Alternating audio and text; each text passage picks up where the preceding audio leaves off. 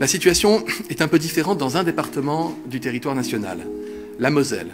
Et je le dis clairement, c'est une situation qui est plus inquiétante.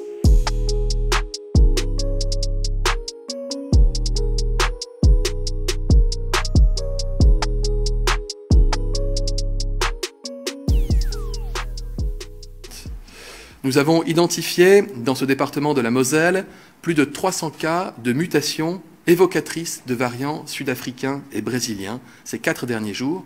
Et quand nous regardons en arrière, il y avait déjà 200 cas supplémentaires identifiés les jours précédents. Ces cas ne correspondent pas tous à des clusters.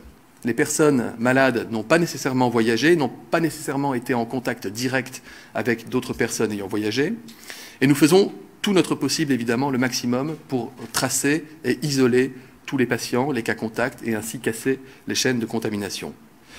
La Moselle, je le remarque, est aussi un département où l'incidence générale est plus élevée que la moyenne, et c'est d'ailleurs le département où l'incidence est plus élevée que dans le reste de la région Grand Est.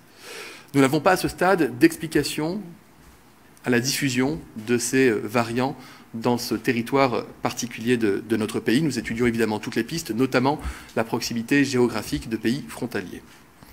Dans tous les cas, il nous faut être prêts à agir, évidemment, si la situation devait le nécessiter, afin de protéger la population dans un territoire qui a déjà payé un lourd tribut à la pandémie. Je pense notamment à la première vague.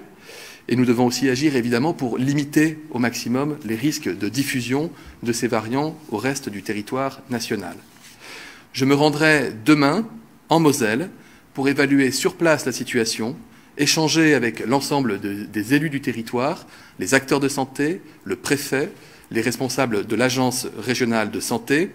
J'y mènerai une concertation afin d'anticiper les réponses qu'il nous faudra trouver collectivement. Et sans attendre, le préfet engagera ce soir à 19 h les discussions avec les différents élus du territoire. Je vous remercie.